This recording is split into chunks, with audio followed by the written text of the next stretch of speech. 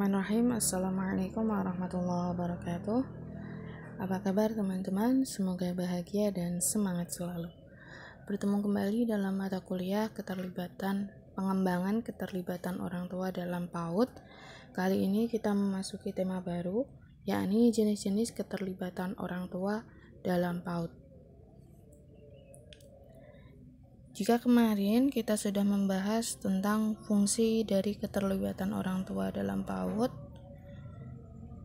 kemarin sudah kita diskusikan bersama beragam fungsi dari keterlibatan orang tua. Maka sekarang kita akan membahas jenis-jenisnya supaya nanti lebih mudah untuk diimplementasikan atau diterapkan. Khususnya bagi teman-teman sebagai seorang pendidik maupun calon-calon pendidik. Oke, langsung saja. Di sini saya mengutip dari Permendikbud nomor 30 pasal 6 tahun 2017. Ada 10 bentuk kegiatan yang dapat melibatkan orang tua dalam PAUD. Apa saja itu? Yang pertama, orang tua dapat didesain untuk menghadiri pertemuan yang diselenggarakan oleh sekolah. Kemudian yang kedua, mengikuti kelas orang tua atau wali. Yang ketiga, menjadi narasumber. Yang keempat, berperan aktif dalam kegiatan pentas seni. Kemudian berpartisipasi dalam kegiatan kokurikuler, ekstrakurikuler, kemudian juga bersedia menjadi anggota komite, berperan aktif dalam kegiatan yang diselenggarakan sekolah, bersedia menjadi anggota tim pencegahan kekerasan, kemudian berperan dalam kegiatan pencegahan pornografi, pornoaksi maupun nafsa, serta memfasilitasi atau berperan serta dalam kegiatan penguatan pendidikan karakter. Nah, di antara ke-10 ini barangkali kemarin kita sudah membahas tentang jenis-jenis kegiatan yang dapat dilakukan pada saat kita mengupas tentang tema fungsi keterlibatan orang tua. Nah, di antaranya misalnya kemarin kita sudah membahas ada teman-teman yang sharing untuk mengadakan pertemuan rutin. Kemudian pertemuan rutin itu bisa dikemas dalam bentuk arisan, dalam bentuk apa. Kemudian juga ada berperan aktif dalam event-event atau kegiatan-kegiatan yang diselenggarakan sekolah, baik yang bersifat entertain atau menghibur maupun yang bersifat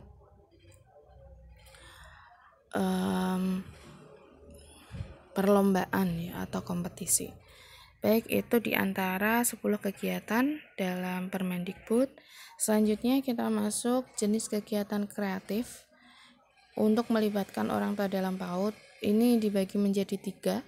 Yang pertama ditinjau dari segi tujuan, yang kedua ditinjau dari segi sifat program, yang ketiga ditinjau dari pelaksana. Yang pertama ditinjau dari segi tujuan. Tujuan dari kegiatan pelibatan orang tua ini apa? Tujuannya yang pertama, pelibatan orang tua diupayakan untuk meningkatkan kemampuan orang tua.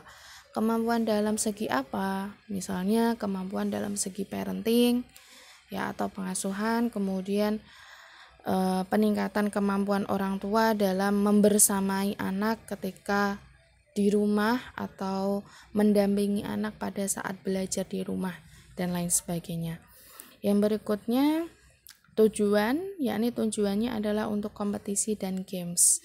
Ini juga bisa diagendakan untuk melakukan kegiatan-kegiatan lomba, baik lomba akhir tahun maupun nanti lomba semester, dan juga games atau permainan-permainan yang dapat meningkatkan intensitas hubungan antara orang tua dengan anak. Sebagai contoh perlombaan yang dapat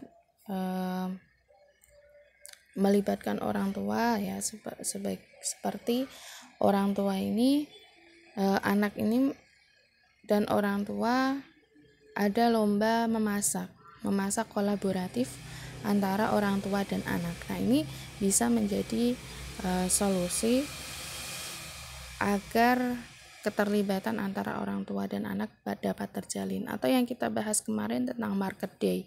Market day ini diupayakan untuk menjual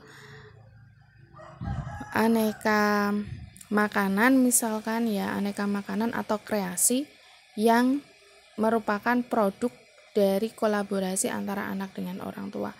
Semisal ya, menjual kue kering. Nah, nanti anak dapat diajak untuk membuat kue kering di rumah, kemudian dibawa pada market day, ataupun membuat craft ya, atau kerajinan tangan seperti membuat bunga ya, membuat celengan dan lain sebagainya yang dapat dijual pada saat market day. Berikutnya, dapat melibatkan orang tua dalam kegiatan layanan PAUD.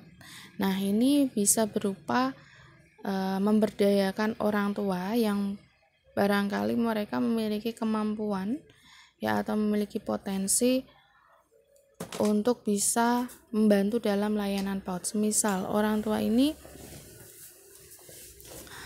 memiliki pengalaman sebagai pengajar dulunya. Nah, ini bisa dilibatkan dalam PAUD untuk membantu kegiatan pembelajaran. Atau misalnya orang tua ini memiliki kemampuan dalam hal administratif ya, karena seorang ekonom misalkan.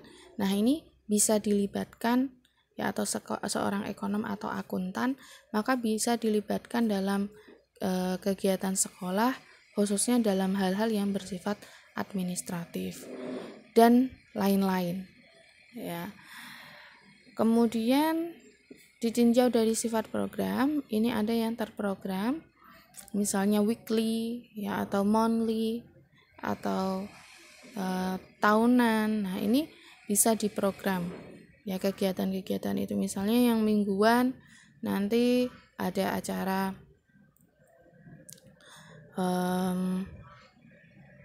sharing parenting, giliran ya, bergilir antara masing-masing orang tua.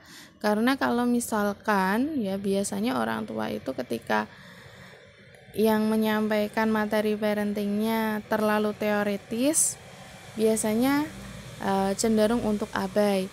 Maka guru bisa berinisiatif untuk memberdayakan wali murid atau orang tua ya, dalam hal sharing parenting yang mereka lakukan sehari-hari kepada masing-masing anak. Begitu kira-kira. Dan juga ada yang bersifat insidental. Nah, insidental ini berarti yang sifatnya tidak terprogram, tidak terduga, ujuk-ujuk nanti melakukan kegiatan apa. Nah, untuk yang terprogram tadi barangkali kegiatan outbound, kegiatan rekreasi itu bisa masuk ya. Yang insidental sewaktu-waktu ketika dibutuhkan, misalnya orang tua dan guru membutuhkan ice breaking ya, semacam ice breaking. Ini bisa dilakukan dengan cara misalnya melakukan stand up komedi dalam pertemuan, atau melakukan games terlebih dahulu pada setiap pertemuan dan lain sebagainya. Yang selanjutnya adalah ditinjau dari kesanggupan pelaksanaan. Di sini ditinjau dari kesanggupan pelaksanaan. Ini yang pertama adalah mandiri. Mandiri maksudnya sekolah melaksanakan program pelibatan secara mandiri. Ya, jadi mereka tanpa melibatkan dukungan atau support dari orang tua. Nah, mengapa demikian? Apakah karena mereka ini merasa eksklusif sehingga tidak memerlukan orang tua? Bukan demikian, karena ada beberapa program yang memang harus dijalankan oleh sekolah tanpa harus melibatkan orang tua. Ya, semisal tentang supervisi. Nah, ini kan harus dijalankan oleh sekolah tanpa pelibatan orang tua. Kemudian kerjasama. Nah, kerjasama ini maksudnya kolaborasi atau kemitraan antara orang tua dengan sekolah.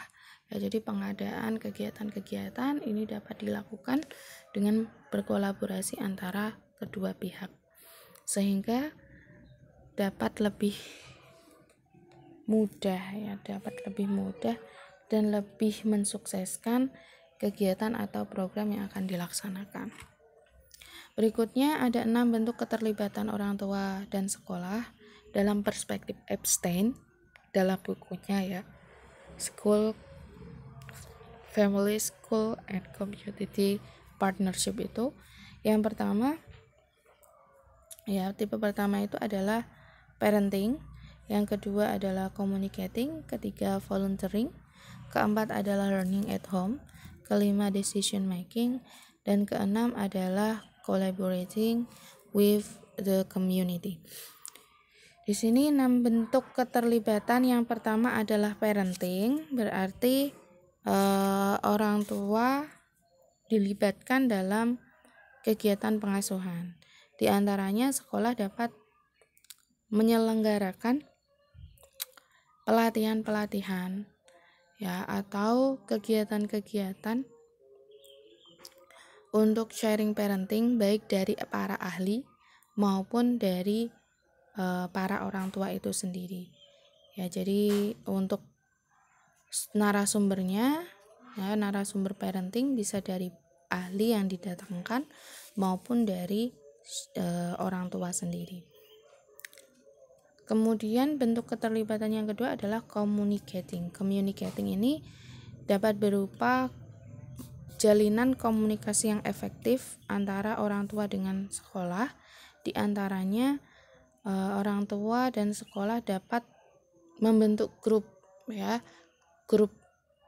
misalnya grup WA yang di dalamnya nanti bisa untuk meningkatkan komunikasi dua arah antara orang tua dengan sekolah ya, sehingga tidak terjadi miskomunikasi. Misalnya dalam hal pelaksanaan program nanti bisa sharing atau meminta pendapat dari orang tua ya. Kemudian juga berkenaan dengan iuran misalnya nanti juga bisa dikomunikasikan dalam grup tersebut. Di sini juga sekolah dapat membuat list tentang kontak dari masing-masing orang tua, sehingga komunikasi apapun yang berkaitan dengan anak, yang berkaitan dengan sekolah dapat dijalankan. Selanjutnya adalah volunteering. Volunteering ini adalah bentuk kerelawanan.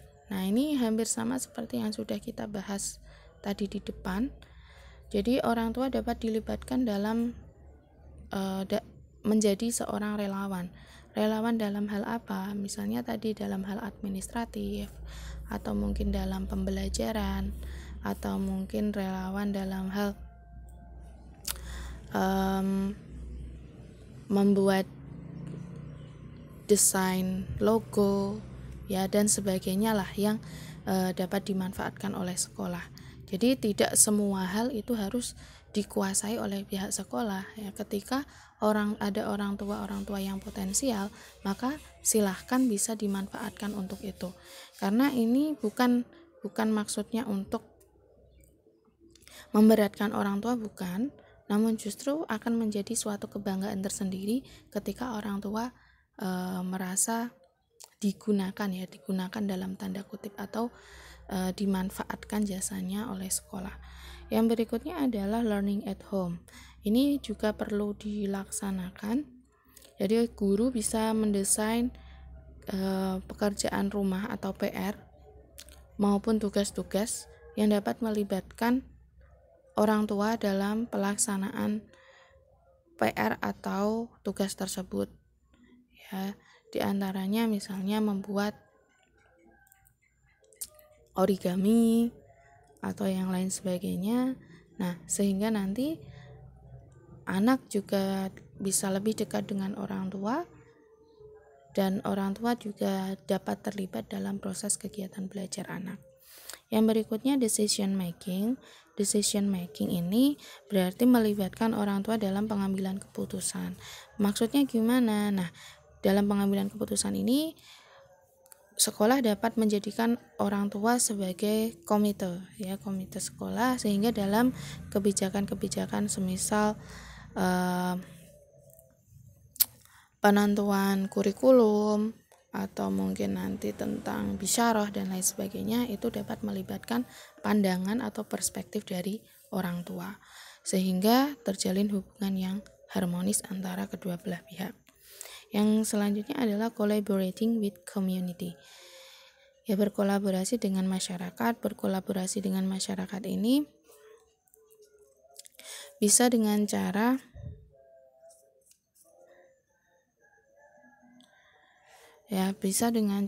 misalnya menghadirkan masyarakat untuk berpartisipasi dalam sekolah. Ya, kalau misalnya contoh-contoh yang sudah berjalan, ya, ada beberapa sekolah yang menyelenggarakan kegiatan pengajian dalam perayaan hari besar. Nah, itu bisa melibatkan masyarakat dalam sekolah. Dan juga tujuan dari pelibatan masyarakat ini agar sekolah dapat eksis dan memperoleh perhatian dari masyarakat sekitar. Nah, dalam hal collaborating with community ini juga bisa melibatkan orang tua, ya, untuk menjadi panitia kegiatan. Selanjutnya, pendukung keterlibatan. Di sini ada karakteristik kegiatan yang mendukung keterlibatan. Di antaranya harus inovatif atau bersifat baru, kemudian harus orisinal atau asli, harus unik, harus bermanfaat, diterima oleh orang tua, mendapatkan support penuh, melibatkan orang tua secara aktif, atraktif atau menarik, kemudian challenging atau menantang, serta bersifat fleksibel dan dinamis. Jadi kegiatan-kegiatan yang dapat mendukung keterlibatan orang tua setidaknya memenuhi karakteristik atau ciri-ciri di bawah ini.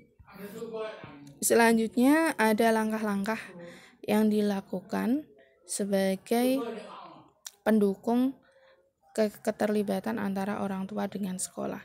Yang pertama, bisa membentuk sebuah tim. Tim ini nanti bisa terdiri dari orang tua dan sekolah. Ya, misalnya tadi ya, untuk penyelenggaraan promosi sekolah. Ya, misalnya melaksanakan bazar atau menjual apalah ya yang sifatnya murah, itu nanti bisa melibatkan, ya, misalnya kita soroti satu program itu, nanti bisa dibentuk sebuah tim, ya, tim dari orang tua maupun dari guru yang nantinya menghandle acara bazar tersebut. Nah, nanti di sini juga perlu adanya dukungan material maupun moral. Dukungan material ini bisa berupa materi yang didapat dari orang tua maupun nanti bisa dari proposal-proposal yang diajukan. Di samping dukungan material juga dukungan moral. Ya, jadi antara orang tua dan sekolah dapat saling support. Yang selanjutnya, mengidentifikasi starting point. Jadi harus ditentukan dulu awalnya atau mulanya dari mana sehingga dapat dijalankan kegiatan-kegiatan berikutnya. Ini juga dapat mengembangkan outline, ya, selama 3 tahun atau 1 tahun rencana pelaksanaan. Jadi harus ada perencanaan yang matang, ya, dan juga sebisa mungkin untuk ditulis dan dijadwalkan agenda per 3 tahun ataupun 1 tahun yang dijalankan. Nah, jadi misalnya seminggu nanti ada kegiatan apa, perharinya ada kegiatan apa yang dapat melibatkan orang tua dan PAUD. Selanjutnya perencanaan dan pelaksanaan ini harus berkelanjutan, jangan sampai 1 tahun berjalan sudah selesai, tidak dilanjutkan kembali. Nah, ini ada penghambat dari keterlibatan orang tua dan pendidikan sekolah ya. Yang pertama adalah faktor yang berasal dari orang tua atau keluarga, yang kedua dari anak, yang ketiga dari orang tua dan guru, yang terakhir adalah faktor sosial. Yang pertama adalah tentang keyakinan orang tua. Keyakinan orang tua ini bisa menjadi penghambat. Ya, misalnya suatu event yang tidak mendukung atau bertolak belakang dari keyakinan yang dimiliki, ini bisa jadi kegiatan pelibatan bisa gagal. Yang berikutnya adalah persepsi atau pandangan orang tua tentang undangan pelibatan orang tua. Misalnya ada kegiatan apa, kemudian mengundang dari pihak sekolah mengundang dari orang tua.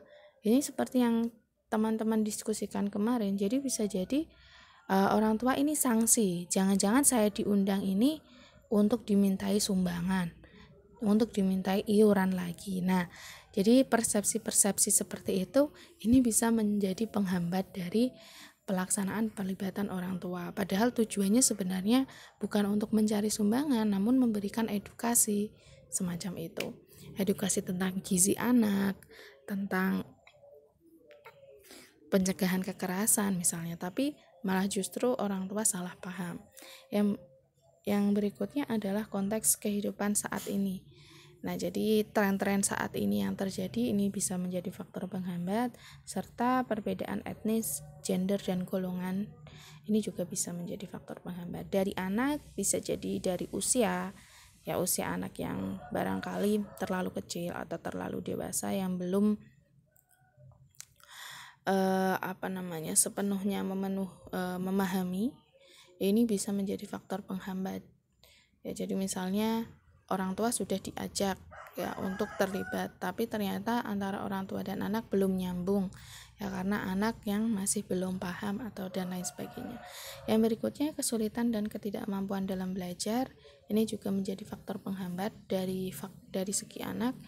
Bakat dan hereditas, bakat dan juga pembawaan dari anak ini juga berpengaruh. Jadi misalnya pihak sekolah sudah memberikan edukasi tentang learning at home atau pembelajaran dari rumah. Bagaimana cara orang tua mendampingi anak belajar dari rumah. Tapi ternyata karena pembawaan anak ini yang barangkali malas atau kurang tertarik dengan yang dibawakan oleh orang tua, ya misalnya orang tua mengajarkan dengan gaya belajar kinestetik atau gaya belajar audio, sementara anaknya ini lebih tertarik pada hal yang bersifat visual. Nah, itu kan perlu dikembangkan kembali. Yang berikutnya adalah masalah tingkah laku. Ya, tingkah laku anak yang mungkin menyeleweng ini juga bisa menjadi faktor penghambat. Dari orang tua dan guru ini terjadi perbedaan akidah dan tujuan. Kemudian juga perbedaan cara berpikir atau sudut pandang, karena mesti dari pihak sekolah dan orang tua tidak selalu menemukan titik persamaan ya, pasti ada hal-hal yang berbeda karena perbedaan tujuan tadi ya. Kalau misalnya kita menilik pada kasus-kasus yang teman-teman sampaikan kemarin, jadi ada orang tua yang cenderung pasrah ya pada sekolah, padahal sekolah ini juga perlu bantuan dari orang tua. Nah, ini perlu dikembangkan kembali tentang perbedaan bahasa yang digunakan. Nah, barangkali kalau di Indonesia akan tidak menemui kendala ya tentang ini. Selanjutnya adalah faktor sosial, misalnya historis dan demografis. Kemudian ada faktor politik dan faktor ekonomi. Jadi faktor ekonomi ini juga bisa menjadi penghambat. Mengapa demikian ya? Karena biasanya kegiatan-kegiatan yang melibatkan orang tua dan anak ini juga memerlukan modal, ya, memerlukan modal materi, sehingga orang tua juga harus siap untuk menyiapkan beragam materi yang dibutuhkan tersebut. Nah, kalau sharing dari teman-teman kemarin, rata-rata kegiatan pelibatan yang banyak disebutkan, ya banyak disepakati itu ternyata hanya berlaku di sekolah-sekolah yang besar, begitu. Ya, sekolah-sekolah yang besar, sekolah-sekolah yang bonafit. Oke, barangkali itu sebagai bahan diskusi. Nanti silakan teman-teman diskusikan, ya, karena ada banyak sekali ragam keterlibatan orang tua. Namun tidak semua atau sangat minim yang dapat diimplementasikan karena terkendala oleh diantaranya faktor geografis, kondisi ekonomi, perbedaan latar belakang, serta kurangnya awareness atau kesadaran dari orang tua. Maka bagaimana tanggapan Anda untuk memecahkan persoalan tersebut? Ya, silakan nanti didiskusikan bersama. Dan jika ada hal-hal yang ingin ditanyakan atau didiskusikan atau mungkin dikritisi, sangat terbuka sekali. Wassalamualaikum warahmatullahi wabarakatuh.